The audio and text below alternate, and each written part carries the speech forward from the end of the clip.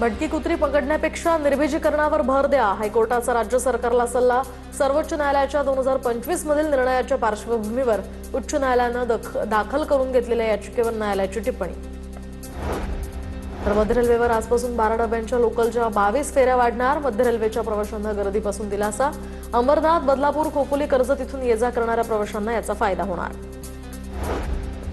गणेशोत्सव मंडळांना आता 5 वर्षांची मंडप उभारण्याची परवानगी दिली जाणार। ऑनलाईन नोंदणी सुरू झाली असून आता 13 सप्टेंबरपर्यंत अर्ज करता येणार। पीओपी मूर्तीच्या विसर्जनासंदर्भात सीपीसीबीनं बदललेल्या भूमिकेविरोधात याचिकेवर आता सुनावणी पूर्ण। कोर्टानं निकाल राखून ठेवला। तुर्तास कोर्टाच्या परवानगीशिवाय पीओपी मूर्त्यांचं नैसर्गिक स्रोतांमध्ये विसर्जन करता येणार नाही।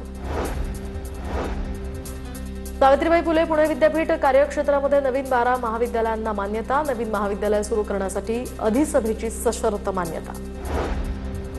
नीट पेपरफुटी प्रकरणाच्या तपासाची आता परवानगी मागणारी सीबीआयची याचिका दिल्ली हायकोर्टाकडून मंजूर। दिल्ली हायकोर्टाकडून सीबीआयच्या आरोपपत्राची दखल।